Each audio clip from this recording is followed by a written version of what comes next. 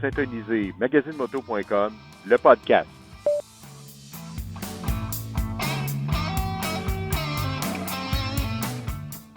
Soyez les bienvenus. Mon nom est Alain Labadie et j'aurai le plaisir de vous accompagner tout au long de cette série.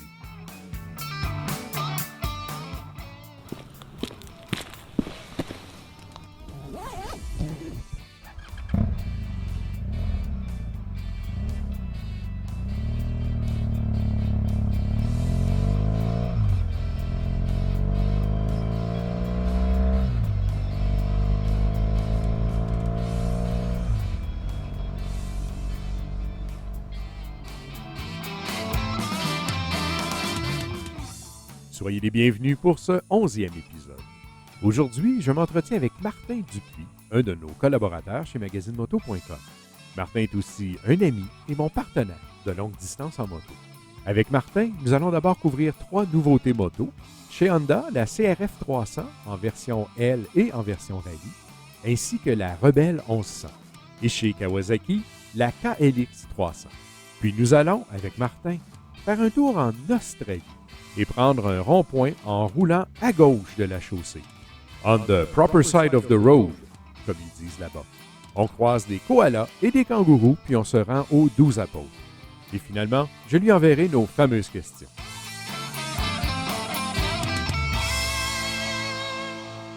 Et je le rejoins à l'instant. Salut Martin Dupuis.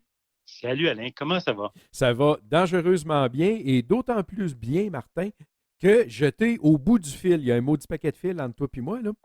Ouais, mais la connexion a toujours été bonne. Ah!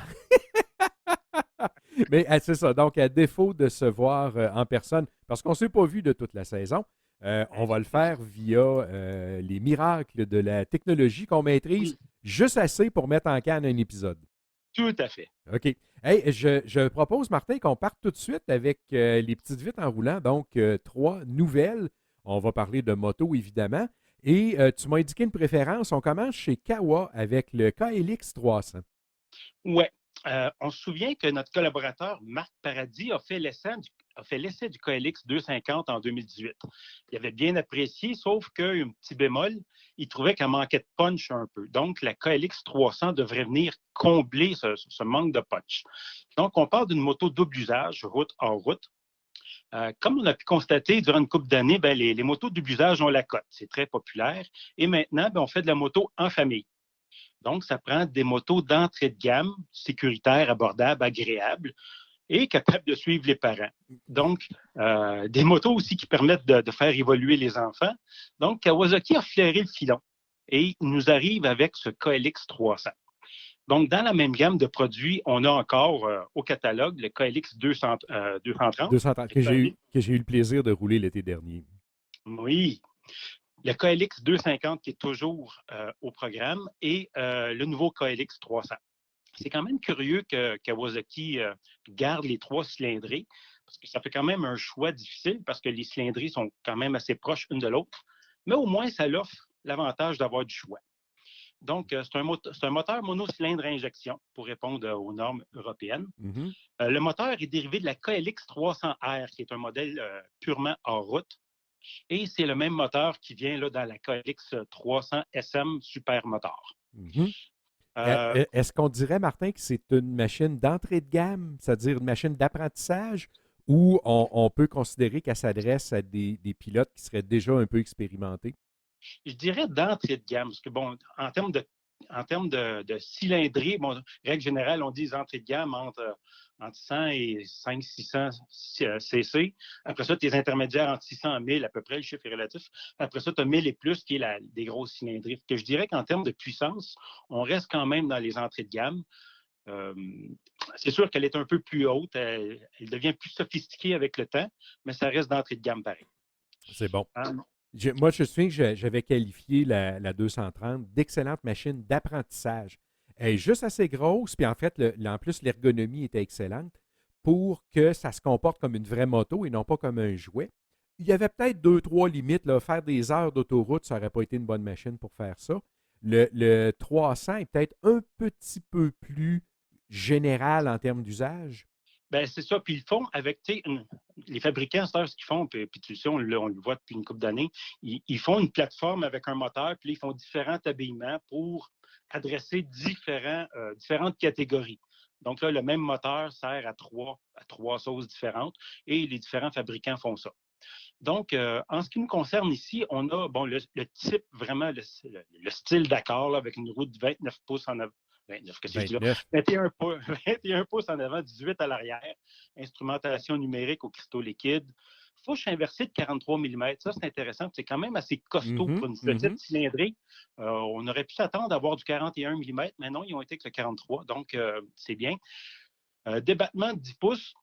En avant, 9 pouces à l'arrière. C'est intéressant comme débattement. On a une transmission en chaîne 6 vitesses. Donc, la sixième se trouve être ce qu'on appelle un overdrive, une surmultiplication. Question d'être plus économique sur l'autoroute et suivre les parents à un rythme un peu plus soutenu. Ou même pour les parents d'être capables de suivre les enfants, peut-être des fois. Peut-être. Hauteur de selle, on parle de 35 pouces. Donc, c'est quand même haut pour la cylindrée. En comparaison, mon DR C50 a la même hauteur et c'est un C50 monocylindre. Donc, c'est quand même assez haut perché, je dirais, là. Mais bon, il y a une garde au sol de 10,8 pouces. Il n'y a pas de magie à un moment donné. Si tu montes la garde au sol, si tu n'arrives pas à faire une moto compacte, ben, le siège, la selle, elle monte. Il n'y a pas de magie. Et réservoir de 7,7 litres. C'est un peu serré, je trouve, si on est vigoureux avec l'accélérateur. C'est peut-être serré comme capacité. Mais bon, modèle, oui, allez, t'allais dire. Ah ben, c'est ça. Mais vois-tu, cette capacité-là permet de faire une moto qui n'est pas trop lourde, même si le réservoir est plein. Et on peut imaginer que dans l'usage projeté de cette machine-là, qui n'est pas nécessairement des heures et des heures d'autoroute, l'autonomie doit quand même permettre de faire des journées intéressantes. Probablement. Ça serait à voir. Ça faudrait la tester. Tu parles d'une bonne idée. Donc, pour le prix, on parle de 6 500 $. C'est l'évolution dans la famille KLX. C'est comme je disais tantôt, il y a la 230, la 250, la 300.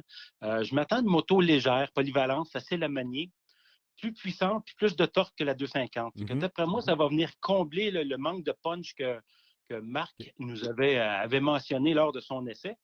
La question que ça m'amène, Alain, c'est pourquoi ils n'ont pas pris le moteur de la Versys X300, qui est un bicylindre parallèle plus performant. Mais qui doit avoir moins de torque. Je ne sais pas. D'après moi, c'est une question de poids aussi pour rester dans la compétition dans le marché, parce que c'est un marché qui est très féroce, ce qui va m'amener à parler de la deuxième petite vite. Ben, c'est ça. On s'en va, là, ayant mis la table, dans le même genre de machine. On s'en va du côté de chez Honda avec le CRF 300L et la variante Rally. Ouais, c'est sûr qu'on ne fera pas un comparo, mais c'est de la compétition directe. Le CRF 300L puis le KLX, c'est des compétiteurs directs.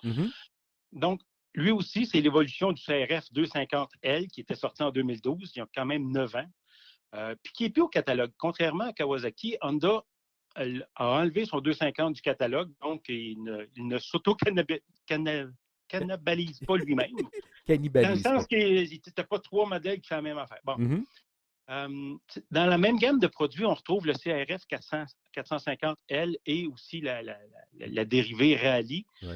C'est un dérivé de modèle de compétition, donc plus performant, plus dispendieux, plus de maintenance. Le 300 arrive avec un modèle plus familial, plus abordable, un peu moins intense, je dirais. C'est parfait pour débuter dans le double usage. Donc, on voit que la compétition est là, il y a un engouement. On fait de la moto en famille à cette heure, puis ça prend des modèles d'entrée de gamme. Et qu'est-ce qui distinguerait la version L de la version Rally? 1 000 $ en partant. En partant. Donc, on parle, c'est le même moteur, la même transmission, même suspension, la même pneumatique, la même hauteur de selle.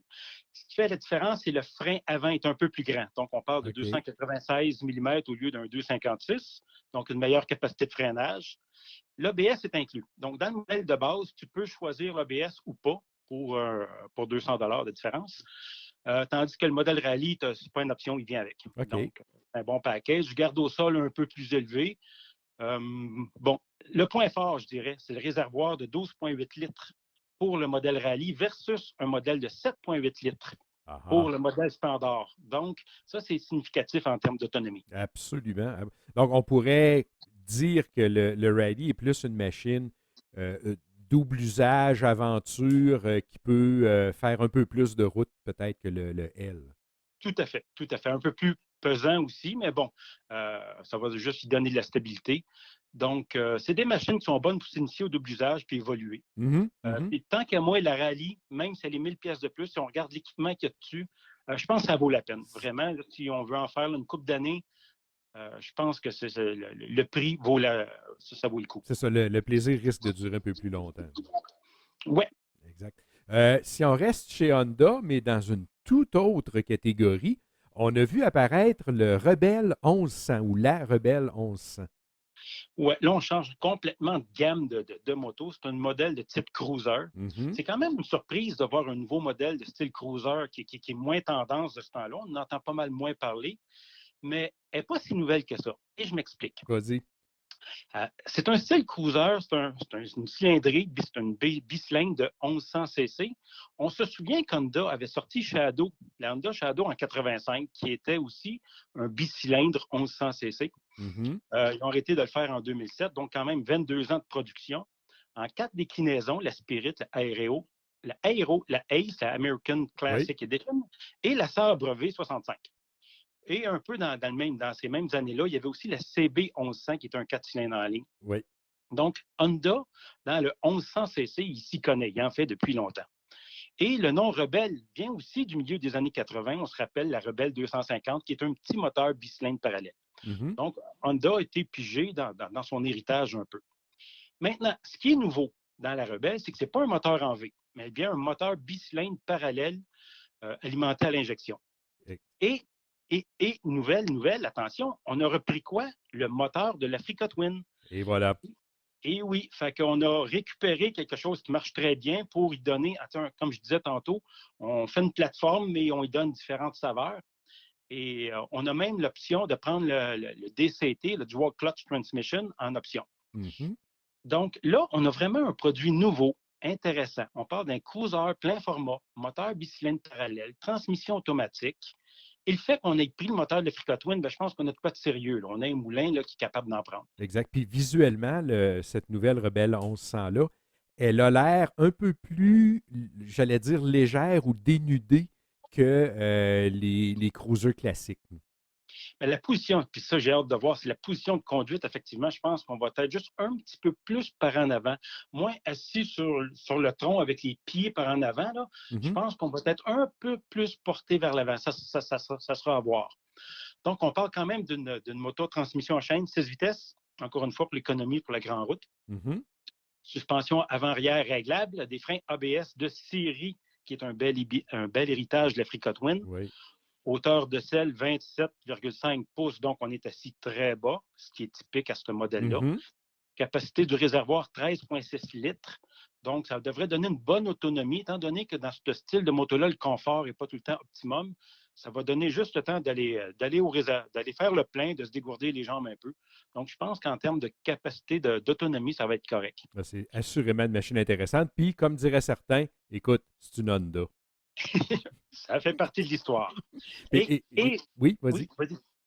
Un dernier point que j'aimerais amener, c'est que dans l'héritage de l'Africa Twin, on a aussi amené les 3 modes de conduite, donc Mhm. standard, sport, pluie, et même un mode utilisateur que les gens peuvent personnaliser.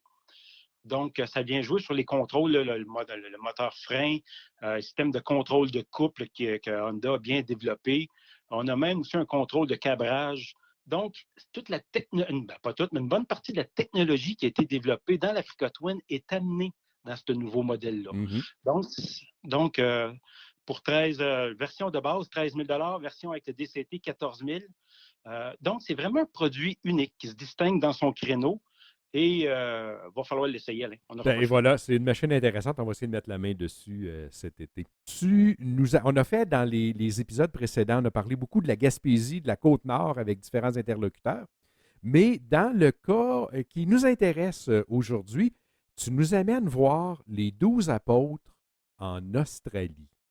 Oui, Alain. C'est un voyage que j'ai fait il y a une couple d'années. Tu sais, il y a 2 types de voyages. En tout cas, pour moi, il y a 2 types de voyages. Un voyage d'aventure et un voyage de repos. Et, tu sais, genre, on fait le bacon, puis c'est tout, là. Mhm. Je suis assez parasite solaire et puis j'ai pris l'habitude avec le temps, lorsque même quand je faisais un voyage de repos, de louer une moto et aller passer une journée là, dans l'arrière-pays. J'ai fait comme ça, là, Cuba, les Bahamas, l'Honduras, l'île de Roatan, les îles Canaries.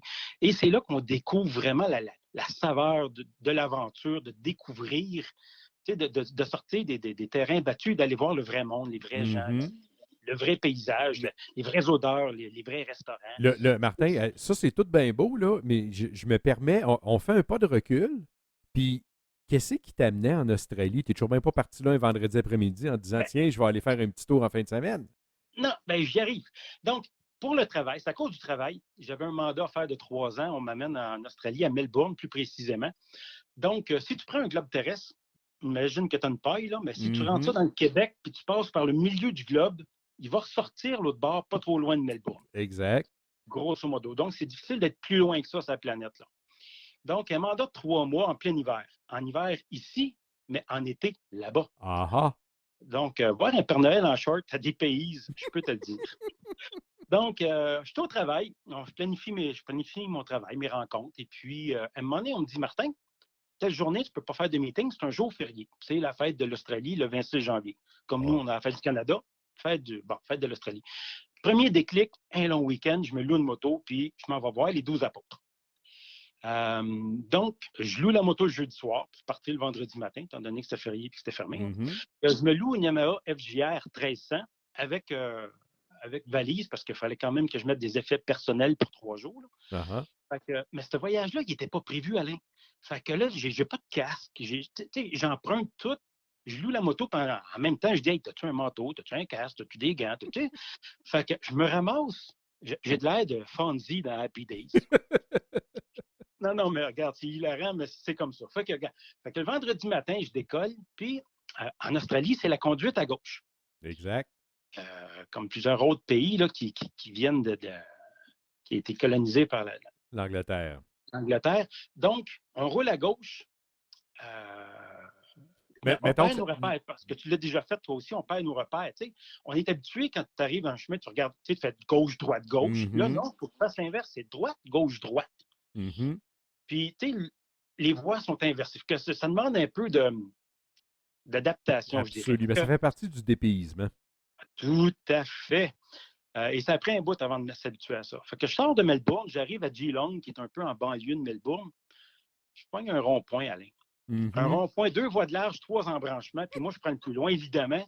Regarde, j'ai eu l'air d'un débutant. Je savais même plus où regarder, parce que le rond-point, tu le fais dans le sens inverse aussi, là. Mhm. Tu tournes dans le sens des aiguilles de... Bon, là à un moment donné, tu te dis, où c'est que je peux aller, que je vais être safe, que je me ferai pas... Regarde, l'écureuil, il a complètement jammé. Par chance, on est un vendredi matin, jour férié, pas gros de trafic, je m'en sors. Tu, Fait que tu- là, tu me permets-tu une seconde, Martin, de, oui, de oui. compléter ton anecdote? Mhm. Quand j'étais en Nouvelle-Zélande, et là aussi, on roule à gauche, le truc, l'aspect que j'ai jamais réussi à maîtriser, c'est d'entrer dans une station-service qui serait à la droite de la route. Oui, Le réflexe premier, c'est d'entrer par le premier accès que tu rencontres. Eh bien non, c'est la sortie. Ah, tout est à l'envers. et j'en Tout ai est fait à quelques-unes l'envers comme dans ça. ce Moi, pays-là. rouler comme tel, j'avais pas de problème, mais rentrer dans les stations-service, surtout quand elles étaient à droite de la route, c'était pas facile. Fin de la parenthèse, on revient avec toi dans le rond-point. Ben là, je sors du rond-point. Mais effectivement, tu as raison, Alain. C'est comme si on roulait pendant 3. En tout cas, moi, j'ai le feeling que j'ai eu. C'est comme si je roulais pendant 3 jours de temps, que je dépassais pendant 3 jours. Mhm, C'est le mhm. feeling que j'ai eu parce que tu es tout le temps dans la voie de gauche. Fait que je sors du rond-point, je roule un peu, puis je suis la mer de Tasmanie. Puis à un moment donné, il y a des rainforests dans ce coin-là. Fait qu'à un moment donné, je rentre dans un genre de S bien serré, puis il y a une odeur d'eucalyptus qui m'envahit les narines. Hmm. C'est comme entrer dans un spot de détente là, avec de la musique transcendantale. Tu sais, c'est vraiment. Mais t'es dehors, tu roules, t'es dehors, ça te sent l'eucalyptus à plein nez. Fait que là, Puis je vois des voitures. tu es Oui, vas-y. censé rester concentré, là. Hein? Oui, oui, tout à fait. Oui, c'est pas le temps de tomber full zen. Non, non, non, non. Fait que là, je vois une couple de voitures qui sont stationnées à gauche, évidemment. Fait que comme je suis touriste, j'arrête moi aussi. Puis tout le monde regardait dans les airs. Et pour la raison, il y avait des koalas dans Ah les arbres qui ah! bouffaient de l'eucalyptus. Fait que, bon, on prend 2-3 photos du koala, puis on repart de là. Mais tout est différent. Les arbres sont différents, les odeurs sont différentes, les oiseaux, le cri des oiseaux est différent.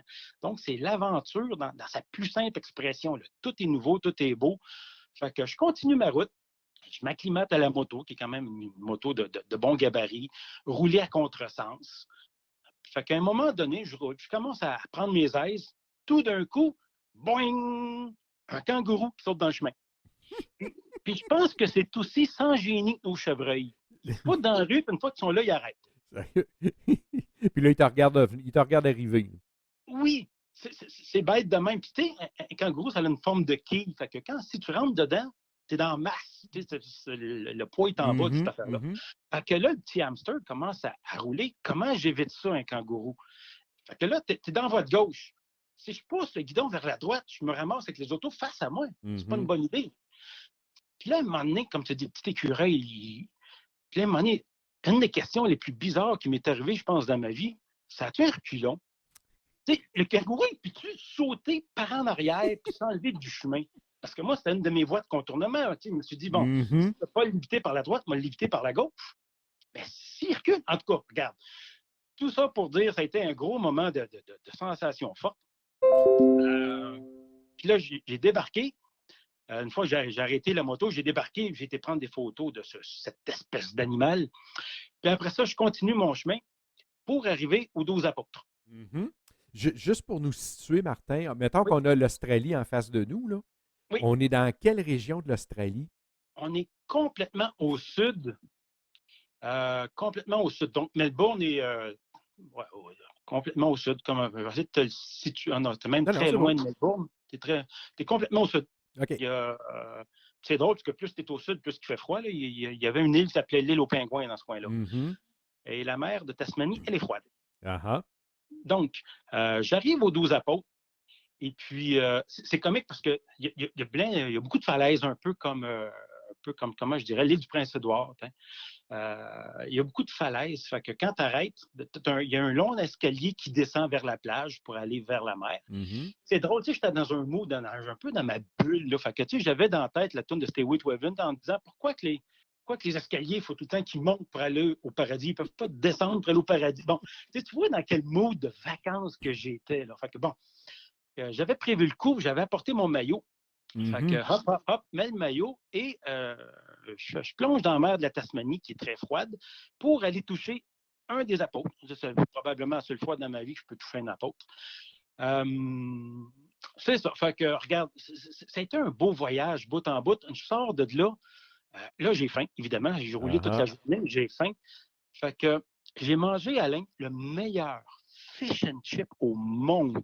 Il est là. Bon, c'est sûr, c'est une colonie anglaise, là, d'Angleterre, donc il y a une bonne façon de faire le fish and chip, enveloppé dans du papier journal, là, comme un classique. Comme un classique. Fait que là, j'ai la vue sur la mer de Tasmanie. Je suis en train de manger le meilleur fish and chip au monde. Je sirote une bonne Victoria Beater. Puis là, il y a comme un genre de ressenti, d'exaltation intérieure, d'euphorie. J'aurais de la misère à mettre des mots, mais tu sais, à un moment donné, où est-ce que l'esprit, le corps, ce que tu veux faire, ce que tu veux être, ce que tu fais, ça fait tout un. Tout est à bonne place au bon moment. C'est du pur bonheur. C'est difficile à expliquer, mais si tu l'as vécu, tu sais de quoi je parle. C'est ça que je disais. Là, de deux choses l'une. Ou tu t'es réveillé parce que tu rêvais jusque-là, ou encore tu as savouré un profond bonheur. Ah, c'était savoureux, Alain, je te dirais. Puis, à ce moment-là, il n'y aurait pas d'autre place que j'aurais voulu être sa planète qu'à ce moment-là, à cet endroit-là. Tout ça pour te dire que c'était un de mes plus beaux voyages de vie, de par sa simplicité, sa beauté, des découvertes multisensorielles, pas de chichi, pas de flafla, en termes de ressenti avec la moto, parce que je ne l'aurais pas fait en auto, honnêtement. C'est le fait de vivre ma passion de la moto qui m'a amené là. Puis j'en garde un souvenir, Alain, tout à fait incroyable. Si vous passez dans ce coin-là, allez-y. C'est tout à fait là, des souvenirs mémorables.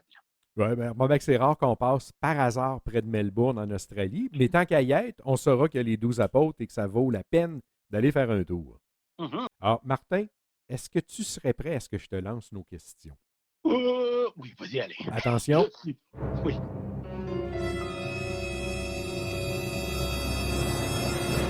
Ah, Martin, ta destination fétiche, celle où tu pourrais retourner chaque jour? Et j'irais avec la Blue Ridge Parkway aux États-Unis qui Mhm. chevauche là, la Virginie et la Caroline du Nord. Mhm. C'est une route tellement zen, tellement belle, le paysage, il n'y a pas de gros camions, tu roules à ton rythme, il y a plein de places pour arrêter, pour savourer la vie. Blue Ridge Parkway. Excellent. Et c'est effectivement. On l'a-tu déjà fait ensemble, Martin? Ben, Probablement ben dans oui, un sens ou on dans a fait l'autre. un bout quand on est descendu vers la Nouvelle-Orléans, au Oui, moins effectivement. ensemble. Oui. Excellent. Et c'est une destination recommandée. C'est pas une place pour s'énerver sur la route. Il y a une limite de vitesse et elle est justifiée, entre autres, par le long ruban d'asphalte qui se déroule en faisant toutes sortes de courbes intéressantes. Martin, ton conseil le plus réfléchi pour celui ou celle qui fait de la moto? Toujours avoir un plan B. C'est dans la suite logique, on dit de rouler comme si on était invisible. Bon, c'est bien Mhm. beau, mais si quelqu'un ne t'a pas vu, ça te prend un plan B. Donc, toujours avoir une ligne de fuite ou une place de fuite. Est-ce que je serais capable de contourner par la droite? Est-ce que je peux freiner rapidement si on voit un tracteur qui sort ou des gens qu'on voit qui ne maîtrisent pas leur véhicule ou un trafic dense? Si je freine rapidement, y a-t-il quelqu'un en arrière de moi qui va me ramasser? Puis, tu sais, il faut pas être schizophrène. Il ne faut pas tout le temps penser à ça. C'est une habitude qui se développe avec les années de tout le temps s'assurer qu'on a une place sécuritaire pour arrêter ou se sauver d'un mauvais pas si on ne nous avait pas vus. Donc, toujours avoir un plan B. Une attention constante et un plan B. Martin, ton conseil le plus inattendu à celui ou celle qui fait de la moto depuis longtemps? Sortez de vos pantoufles, que ce soit du côté des destinations ou de type de moto que vous utilisez. Sortez de vos pantoufles, essayez d'autres choses, allez voir ailleurs. Il y a des essais de manufacturiers des fois, là. Allez vous tenter. Regarde, on se découvre des nouvelles passions. Puis avec le temps aussi, la façon qu'on vit notre motocyclisme, chacun, là, on le vit tout à Mhm. notre façon. Mhm. La façon qu'on le vit, étant donné qu'on évolue, qu'on vieillit, appelle ça comme tu veux, ben nos choix vont peut-être aussi être modulés avec ça. Donc, gênez-vous pas, gâtez-vous, puis allez essayer d'autres trucs, d'autres places. Moi, ben, tu as un Goldwing comme celui que j'ai eu très longtemps. Moi, j'étais toujours renversé quand quelqu'un regardait ma moto, disait c'est trop lourd, c'est trop ci, c'est trop. Je dis ouais, viens t'asseoir un instant dessus, viens faire un petit tour. Et puis là, c'est pareil avec ma moto actuelle, la GS Adventure. Quand quelqu'un regarde ça, dit c'est trop haut, c'est trop gros, je dis, viens t'asseoir un instant dessus, ouvre tes yeux, ouvre tes yeux. Oui, tout à fait. Excellent. Martin, s'il n'y avait aucune contrainte, où irais-tu rouler? Aïe, aïe, aïe. Bon, là, je vais tricher avec. Étant donné que j'ai deux motos, j'ai le droit à deux réponses. OK, Parce que on j'ai va deux les prendre. motos OK. de deux styles complètement différents. J'ai un touring, comme tu sais, puis j'ai une double usage. Mhm. Je vais donc y aller avec deux réponses. Pour la touring, les Alpes. Définitivement, il faut que j'aille là une fois dans ma vie. Le paysage, la bouffe, la culture, regarde, puis les courbes, les montagnes, il faut aller là Mhm. une fois dans sa vie. Et si je regarde plus du côté off-road, j'irais faire le Costa Rica. Donc, un genre de 2 semaines, une semaine de plage, puis une semaine où est-ce que tu vas gambader dans la nature du Costa Rica qui doit être tout à fait époustouflant. Ah ah. Et tout ça, évidemment, s'il n'y avait pas de contrainte. Eh ben oui, et voilà. Sinon, on s'étape toutes les deux back-à-back. Écoute, pourquoi pas? Et pourquoi pas? Je rêve d'ailleurs qu'on aille faire des bouts en Europe ensemble. À un moment donné, on va y arriver. On va y arriver, Alain. Martin, ton moment le plus poche en moto? Bon, si on enlève les accidents et les crevaisons, c'est la fois où j'avais fait chipper ma moto en Alberta à l'époque, ça fait déjà une couple d'années de ça. Et Mhm. puis, l'idée était de descendre France-Sud pour aller à Vegas, des trucs de même. Et une des choses que j'avais vues, bon, c'est sûr qu'à l'époque, l'Internet n'était pas aussi fourni et généreux que de nos jours, fait qu'on trouvait des bribes d'informations ici et là. Et j'avais vu le parc national glacier, Glacier, si on veut le Glacier dire en National. anglais. Oui. Fait que, donc, je pars de Calgary, je descends ça France-Sud, puis à un moment donné, je prends la 2 pour aller vers le parc. Arrivé au parc, il y a un ranger qui ferme la route. Fait que je vais placoter avec le ranger.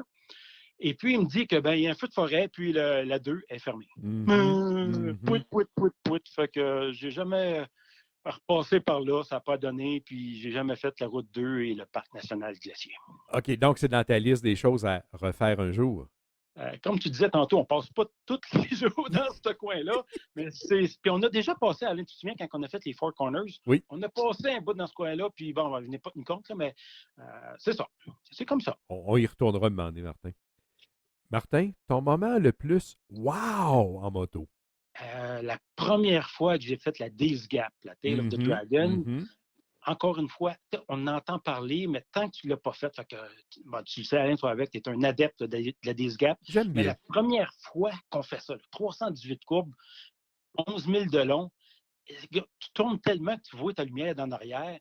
Tu ne peux pas imaginer que quelqu'un a conçu un chemin comme ça.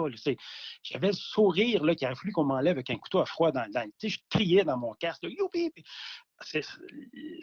Encore une fois, c'est un moment là, vraiment que j'oublierai jamais. La première fois qu'on fait cette route-là qui est complètement out of this world. C'est Mhm. incroyable. Et pour les auditeurs qui ne seraient pas familiers avec Tale of the Dragon, une des particularités, c'est que entre le début et la fin, donc cette section-là de 11 000, il n'y a pas ni d'entrée ni de sortie. Puis il n'y a pas de route qui croise. Donc, c'est un long ruban d'asphalte où il n'y a essentiellement aucune intersection. Et comme tu le disais, ça arrive qu'on voit notre lumière en arrière quand on est dans une courbe. Ah, c'est merveilleux comme place. Puis, ça longe les montagnes. Non, c'est vraiment, c'est ça, un gros wow pour moi. Tu sais, je parlais tout à l'heure de quand on est descendu jusqu'à la Nouvelle-Orléans. Bon, tu te souviens qu'on est passé par Tale of the Dragon, puis il y avait un des participants sur le voyage qui n'était jamais passé par Tale of the Dragon, puis qui était, c'est un gars qui est très habile sur sa machine, mais qui n'avait jamais fait, donc Tale of the Dragon. Fait qu'à un moment donné, j'ai dit, installe-toi en arrière de moi, je vais te montrer deux, trois affaires. Et je lui ai donc montré la ligne, disons, pour certaines des courbes qui autrement peuvent être un peu, je ne veux pas dire épeurantes, surprenantes, voilà. Et il a pris un plaisir fou les quelques autres fois qu'on l'a monté et descendu. Oui, oui, on l'a fait quand même plusieurs fois. Je dirais entre 6 et 8 fois. On l'a au moins fait 6 fois, si ce n'est pas 8. Mhm, Up mhm. and down, parce que regarde, il y a vraiment trop de plaisir à avoir dans ce chemin-là. Là. C'est vraiment le fun. Absolument. Good. Hey, et je suis content d'avoir partagé certains de ces moments-là avec toi, Martin. Oui, ça fut un grand plaisir. Merci, Alain. Puis j'espère qu'on va partager d'autres moments aussi en moto et en placoté comme ça. Et pour nos auditeurs, peut-être juste révéler un fait que Martin et moi, en marge d'être tous deux collaborateurs à magazinemoto.com, Martin est aussi mon comparse de longues aventures. On a fait quelques aventures, disons, significatives ensemble. Oui, le USA Four Corners, on a fait des Iron Butt aussi. On a vécu toutes sortes de choses sur deux roues. C'était toujours bien plaisant. Là. Et nous sommes la démonstration que deux êtres différents peuvent très bien s'accorder sur la route. Tout, tout à fait. Et Que ce soit l'anecdote. à l'ombre ou au soleil. Et voilà, c'est ça que j'allais dire. Pour les gens qui auront un jour le plaisir de rouler avec nous, si vous ne l'avez jamais fait, quand on arrête quelque part, s'il y a une zone d'ombre et une zone de soleil, Martin, qui est une bébite de soleil, va nécessairement être du côté du soleil. Et moi, qui en ai souvent plein mon casque du soleil, je vais plutôt être du côté de l'ombre. Oui, c'est toujours rigolo. Les deux motos sont une à côté de l'autre, une à l'ombre, une au soleil, et puis on se placote de ombre à soleil de bord en bord. Un yin et un yang parfait. Tout à fait. Hey, Martin, je te remercie beaucoup, beaucoup, beaucoup, beaucoup, beaucoup, beaucoup. Et moi, je suis resté encore sur mon appétit de la dernière saison où, en fait, on n'a pas roulé ensemble. Mais on se prépare, toi et moi, une randonnée pour la saison prochaine que nous partagerons, bien sûr, avec les lecteurs de Magazine Moto, probablement en cours de route. Oui, je sens que ça va être hippique et il va y avoir plusieurs belles choses à raconter de ça. Absolument. Donc, Martin Dupuis, collaborateur, entre autres, magazinemoto.com avec nous et mon comparse de longues aventures sur la route. Je te remercie et je te salue. À la prochaine, Martin. Salut Alain. Bye.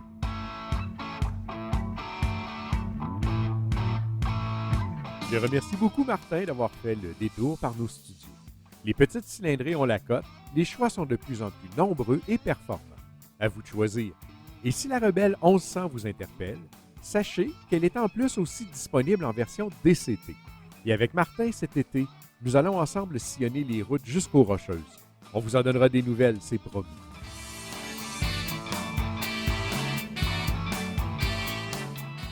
Ce 11e épisode était le dernier de la série. La première saison du podcast se termine donc bientôt. Il y aura un dernier et très court épisode. En fait, la troisième annonce de la série de podcasts. Ce sera un bref épilogue et une invitation à nous suivre dans nos prochaines aventures. J'en profite pour vous remercier, vous, les auditeurs, qui nous avez suivis tout au long de cette saison. Et je remercie aussi tous ces passionnés qui se sont joints à moi au fil des épisodes. On se retrouve bientôt sur les chemins de l'aventure. Soyez prudents, mais passionnés. Bonne route. À la prochaine.